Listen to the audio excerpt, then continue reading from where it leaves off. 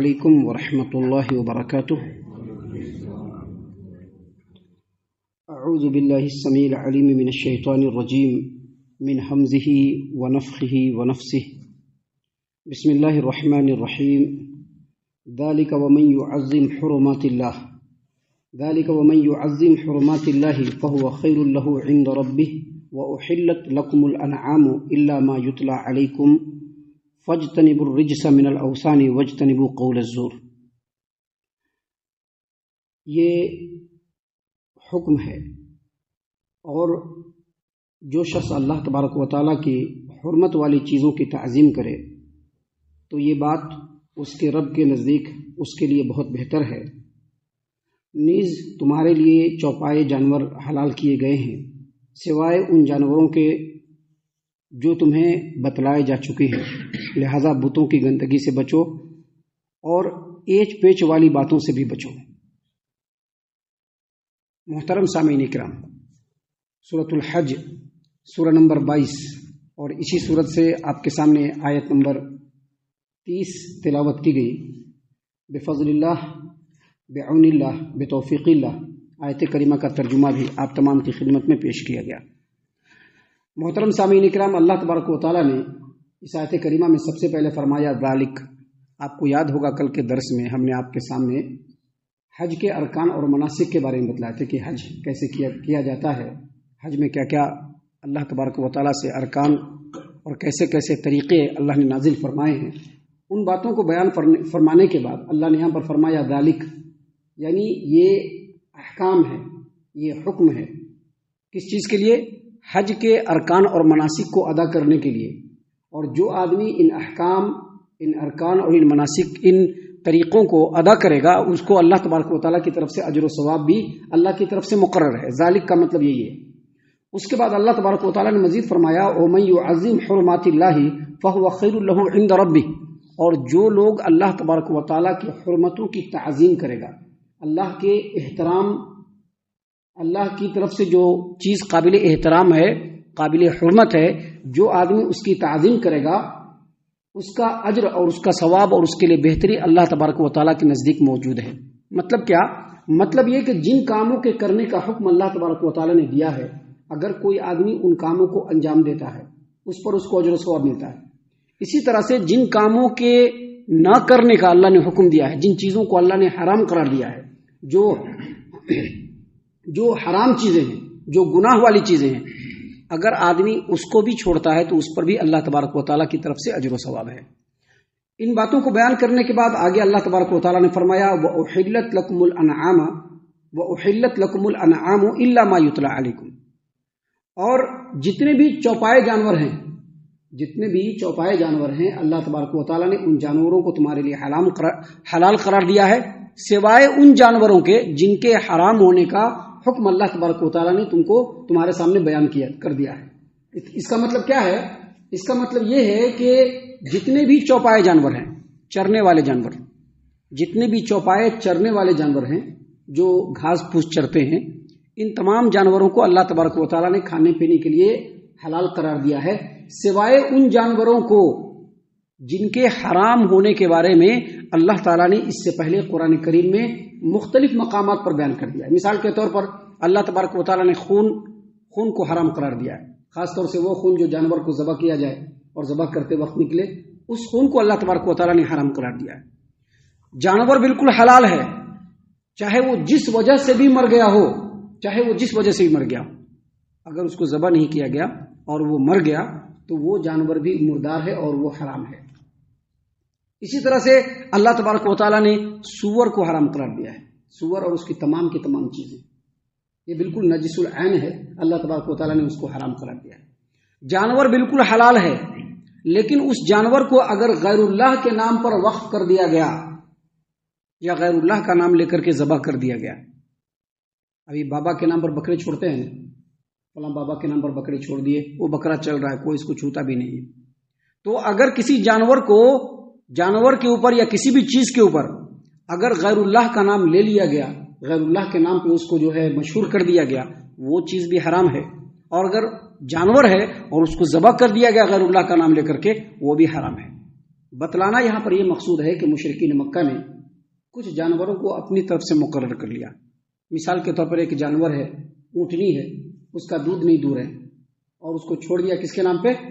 فلاں بت کے نام پر چھوڑ دیا، اور کہا کہ یہ حرام ہو گیا. اسی طرح سے ان لوگوں کے ہاں اللہ تبارک و تعالیٰ نے قرآن کریم سورہ مائدہ آیت نمبر 103 میں اس کی پوری تفصیل بیان فرمائی ہے. ایک ایسی اونٹنی ہے جس کو پہلی بار میں فیمیل بچہ پیدا ہوا، مادہ، اور دوسری بار بھی اس کو مادہ بچہ پیدا ہوا تو اس کو وسیلہ کہہ دیا اور کہا کہ یہ جانور حرام ہے، اس کا گوشت نہیں کھا سکتے ہیں. اللہ تبارک و تعالیٰ نے یہاں پر یہ بتلایا ہے کہ جو تم اپنی طرف سے حلال اور حرام کر رہے ہو، شریعت میں اس کی کوئی گنجائش نہیں ہے اور اس کا کوئی مقام نہیں اور کوئی جگہ نہیں. البتہ جن جانوروں کو اللہ تبارک و تعالیٰ نے کہا کہ یہ جانور حرام ہے تو وہ جانور حرام ہے. اب ایک جانور ہے جس کو درندہ پار کر کے کھا گیا، مر گیا ہے، وہ حلال ہے، وہ حرام ہے، اللہ نے کہا کہ حرام ہے. ایک جانور ہے جس کو کسی چیز سے چوٹ لگی اور بغیر ذبح کیے وہ جانور مر گیا، اللہ تبارک و تعالیٰ نے کہا وہ حرام ہے. ایسے پرندے یا ایسے درندے جو چوپائے تو ہیں لیکن اس کو دانت ہے جس سے وہ پھاڑ کر کے کھاتا ہے، اللہ تبارک و تعالیٰ نے اس کو حرام قرار دیا ہے. ایسا پرندہ ہے جو اپنے چنگل سے نوچ نوچ کے کھاتا ہے، اس کو بھی اللہ تبارک و تعالیٰ نے حرام قرار دیا ہے. اس کے علاوہ جتنے بھی چوپائے جانور ہیں جو چرنے چگنے والے ہیں، اللہ تبارک و تعالیٰ نے ان تمام جانوروں کو حلال قرار دیا ہے. اس کے علاوہ جو بھی اپنی طرف سے لوگ کہتے ہیں کہ یہ حرام ہے، یہ حلال ہے، شریعت میں اس کی کوئی گنجائش نہیں ہے، اسی بات کو اللہ تبارک و تعالیٰ نے یہاں پر فرمایا وَأُحِلَّتْ لَكُمُ الْأَنْعَامُ إِلَّا مَا يُتْلَى عَلَيْكُمْ. دیکھو لوگو، تمہارے لیے چوپائے جتنے بھی جانور ہیں سب حلال کیے گئے ہیں سوائے ان جانوروں کے جو تمہیں بتائے جا چکے ہیں. اس کے بعد آگے اللہ نے مشرکین مکہ کو اور تمام انسانوں کو مخاطب کیا اور کیا کہا؟ فَاجْتَنِبُوا الرِّجْسَ مِنَ الْأَوْثَانِ. فَاجْتَنِبُوا الرِّجْسَ مِنَ الْأَوْثَانِ. دیکھو، بتوں کی گندگی سے بچو.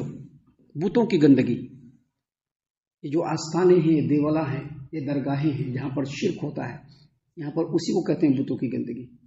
اللہ کے علاوہ جن کو بھی اس کائنات میں وہ اختیار رکھتے ہیں یہ سوچ کر کے پکارا جائے تو اسی کو کہتے ہیں بت. اللہ نے یہاں پر کہا ہے کہ آستانوں کی گندگی اور بتوں کے ساتھ شرک جو کرتے ہو، اللہ تبارک و تعالیٰ بتوں کو شرک کے ساتھ جو اللہ کو شرک شریک کرتے ہو، یہ ایسی گندگی ہے کہ جس طرح سے تم دنیا کے اندر گندگیوں سے گھن کرتے ہو، گندگی سے گھن کرتے ہو نا، ویسے ہی شرک سے گھن کرو. درگاہوں پر جا کر کے جو مختلف قسم کے کارنامے انجام دیتے ہو، دیوالوں پر جا کر کے جو مختلف طریقے کے جو ہے کارنامے انجام دیتے ہو، بتوں کے سامنے جو جھکتے ہو، نظر و نیاز کرتے ہو، یہ سارے کے سارے شرک ہیں اور یہ گندگی ہے. ان چیزوں سے بالکل ویسے ہی تم کو نفرت کرنا ہے جیسے تم دنیا کی گندگی سے نفرت کرتے ہو. ابھی ہمارے سامنے گندگی ہوگی تو کتنا گھن آتا ہے، گھن آتا کہ نہیں آتا ہے؟ اگر باتھ روم کے اندر گندگی ہے تو آدمی جلدی نہیں جاتا اس میں جب تک کہ اس کو کلیئر اور صاف نہیں کر دیتا ہے، کیونکہ گندگی سے جس طرح سے گھن ہے ویسے ہی شرک سے بھی گھن ہونا چاہیے. یہاں پر اللہ تبارک و تعالیٰ نے جو اس بات کو بیان کیا ہے وہ اس لیے بھی بیان کیا ہے کہ یہ جتنے جانور ہیں، جو چوپائے جانور ہیں جس کو تم ذبح کرتے ہو، یہ اللہ تبارک و تعالیٰ کی طرف سے دیا ہوا، یہ اللہ تبارک و تعالیٰ کی ملکیت میں ہے، اللہ اس کا مالک ہے. اب ان جانوروں کو اللہ کے سامنے ذبح کرنا چاہیے اور اللہ کے نام پر ذبح کرنا چاہیے. اس کو چھوڑ کر کے غیر اللہ کے سامنے اور غیر اللہ کے نام پر جو ذبح کرتے ہو یہ بھی گندگی ہے. اگر کوئی جانور بتوں کے سامنے ذبح کیا جائے، دیوالوں پر ذبح کیا جائے، آستانوں پر ذبح کیا جائے، درگاہوں پر ذبح کیا جائے، چاہے جس کا نام لے کر کے ذبح کیا جائے، ان جگہوں پر جو جانور ذبح ہوتے ہیں وہ حرام ہے اور یہ عمل انجام دینا شرک ہے. یہ عمل انجام دینا شرک ہے. لہذا ان چیزوں سے بچ کر کے اگر جانور ذبح کرنا ہے تو صرف اللہ کے لیے ذبح کرو، اور اگر عبادت کرنی ہے تو صرف اللہ تبارک و تعالیٰ کے لیے عبادت کرو. ان چیزوں کو چھوڑ کر کے جو شرک کرتے ہو یہ گندگی ہے، اس گندگی اور آلائش سے تم بچو. سامعین کرام، اس کے بعد آیت کریمہ کے آخر میں اللہ نے فرمایا وَاجْتَنِبُوا قَوْلَ الزُّورِ، اور ایچ پیچ والی باتوں سے بچو. دیکھیے قول الزور، یہ قول اور الزور یہ دو لفظوں سے مل کر کے بنا ہے. قول الزور یہ دونوں جو ہے بہت ہی وسیع معنی میں ہے. الزور کا مطلب ہوتا ہے جھوٹ اور قول کا مطلب ہوتا ہے بات، یعنی جھوٹی بات. لیکن اصل میں قول الزور کا مطلب ہوتا ہے ایسی بات جو بالکل ملا جلا کر کے کیا جائے. یہ بھی صاحب خوش رہنا ہے، وہ بھی صاحب خوش رہنا ہے، ملا کر کے بات کرنا، دکھنے میں بڑا گول مول اور اچھا لگنا اور حق سے ہٹا ہوا ہونا، اس کو کہتے ہیں قول الزور. اس کے مقابلے میں، اس کے جسٹ اگینسٹ میں، مقابلے میں شریعت کے اندر اور قرآن کریم میں قولاً سدیدہ کا لفظ آیا ہے. کیا آیا ہے؟ قولاً سدیدہ، یعنی سیدھی سچی بات. ایسا اس کا مطلب کیا ہوتا ہے؟ ایسی بات جس کے اندر پوشیدگی نہ ہو، ایسی بات جو گول مول نہ ہو، بالکل سچ ہو، سیدھی ہو اور حق سے لگتا ہوا ہو، اس کو کہتے ہیں قولاً سدیدہ. اس کے مقابلے میں ہوتا ہے قول الزور، یعنی جھوٹی بات.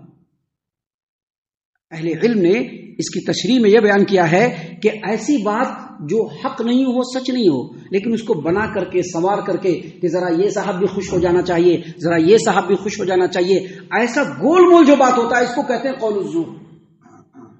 سامعین کرام، اللہ تبارک و تعالیٰ نے یہاں پر کہا وَاجْتَنِبُوا قَوْلَ الزُّورِ، جھوٹی بات سے بچو. اور قرآن کریم میں دوسرے مقام پر کہا ہے قول سدید، یا ایھا الذین آمنوا اتقوا اللہ وقولوا قولا سدیدا، اے ایمان والو اللہ سے ڈرو اور سیدھی سچی بات کرو. یہاں پر قول الزور سے مراد ایک اور بات آتی ہے، یعنی شہادت الزور، جھوٹی گواہی دینا. جھوٹی گواہی دینا مطلب جو معاملہ نہیں ہوا ہے، ہم اس کو جانتے ہو یا نہیں جانتے ہو، جانتے بھی ہو تب بھی، نہیں جانتے ہو تب بھی، جو معاملہ نہیں ہوا ہے گواہی کے ٹائم میں کہنا کہ ہاں ہوا ہے، یہ جھوٹی گواہی ہے. اسی طرح سے اگر کوئی معاملہ اہم ہے اور اس سے کسی فریق کو فائدہ ہوگا جو حق پہ ہے، اور جو ناحق پہ اس کو نقصان ہوگا، اب اس اہم واقعے کو ہلکا بنا کر کے پیش کرنا تاکہ جس کو فائدہ ہونے والا ہے اس کو نقصان ہو جائے، جو حق پر ہے اس کو تکلیف پہنچے. اور کوئی واقعہ اہم نہیں ہے لیکن اس کو اہم بنا کر کے پیش کرنا، ملا جلا کر کے پیش کرنا، ان تمام باتوں کو کہتے ہیں جھوٹی گواہی. یہ شرک کے ساتھ اللہ تبارک و تعالیٰ نے اور نبی کریم صلی اللہ علیہ وسلم نے اس گناہ کو بیان کیا. دیکھیے پہلے کیا کہا؟ فَاجْتَنِبُوا الرِّجْسَ مِنَ الْأَوْثَانِ، شرک سے بچو، بتوں کی گندگی سے بچو. مطلب کیا؟ شرک سے بچو. اور اس کے بعد کیا کہا؟ وَاجْتَنِبُوا قَوْلَ الزُّورِ، جھوٹی بات سے بچو، یعنی ایسی بات جو حق نہ ہو اس بات کو بیان کرنے سے بچو. سامعین کرام، نبی کریم صلی اللہ علیہ وسلم کی حدیث ہے، حدیث صحیح البخاری کی. صحیح البخاری میں نبی کریم صلی اللہ علیہ وسلم نے فرمایا، ابو بکر رضی اللہ عنہ نے اس بات کو بیان کیا کہ نبی کریم صلی اللہ علیہ وسلم بیٹھے ہوئے تھے، ٹیک لگا کر کے بیٹھے ہوئے تھے. صحابہ کرام کو مخاطب کرتے ہوئے کہا، الا انبئکم باکبر الکبائر، جو بڑے بڑے گناہ ہیں کیا میں ان گناہوں کو تم کو نہ بتلا دوں؟ صحابہ کرام نے کہا کہ ضرور بتلائیے. کہا الشرک باللہ، اللہ کے ساتھ شریک ٹھہرانا، وعقوق الوالدین، ماں باپ کی نافرمانی کرنا، ماں باپ کو تکلیف پہنچانا. اور اس کے بعد نبی کریم صلی اللہ علیہ وسلم سے ٹیک لگا کر کے بیٹھے ہوئے تھے، یہ دونوں باتیں ٹیک لگائے کہہ دیا. اور اب جب تیسری بات کہی ہے تو ٹیک چھوڑ دیا اور سیدھے بیٹھ گئے. کہا الا وقول الزور، الا و شہادت الزور، دیکھو جھوٹی بات اور جھوٹی گواہی، دیکھو جھوٹی بات اور جھوٹی گواہی، دیکھو جھوٹی بات اور جھوٹی گواہی سے بچو. نبی کریم صلی اللہ علیہ وسلم کنٹینیو یہ بات کہنے لگے. صحابہ کرام نے کہا کہ کاش نبی کریم صلی اللہ علیہ وسلم چپ ہو جاتے. اس سے یہ پتا چلا کہ جھوٹی بات اور جھوٹی گواہی اور گول مول بات، لوگوں کو خوش کرنے والی بات جو سیدھی نہ ہو، سچی نہ ہو، حق کے خلاف ہو، اس طرح کی بات کرنا یہ کبیرہ گناہوں میں سے ہے، جس کے اوپر نبی کریم صلی اللہ علیہ وسلم نے بڑی سخت وعید بیان کی ہے. اور صحابہ کرام اس کی سختی کو سمجھ گئے، اس لیے انہوں نے کہا کہ کاش نبی کریم صلی اللہ علیہ وسلم خاموش ہو جاتے. لہٰذا اللہ تبارک و تعالیٰ نے یہاں پر جس طرح سے کہا کہ بتوں کی گندگی سے بچو، شرک سے بچو، اس کے فوراً بعد کہا کہ ایچ پیچ والی باتوں سے بھی بچو. ہم اللہ سے دعا کرتے ہیں کہ اللہ تعالی ہم تمام کو ان باتوں کے اوپر خوب غور و فکر اور تدبر کرنے کے ساتھ ساتھ ان باتوں کے اوپر عمل کرنے کی بھی توفیق عنایت فرمائے، آمین. اللہ تعالی ہم تمام کو صحیح معنوں میں پکا سچا مومن مسلمان بنائے، اللہ اور اس کے رسول صلی اللہ علیہ وسلم کی اطاعت و فرما برداری کرنے والا بنائے، صحابہ کرام رضی اللہ عنہم کے طریقے پر چلنے والا بنائے، جنت الفردوس میں جگہ عطا فرمائے. اے اللہ ہم تمام کو جہنم سے پناہ دے، اے رب العالمین ہم تمام کو جہنم سے پناہ دے، اے مالک الملک ہم تمام کو جہنم سے پناہ دے، آمین یا رب العالمین. وما علینا الا البلاغ المبین. تبارك الذي نزل الفرقان على عبده ليكون للعالمين نذيرا.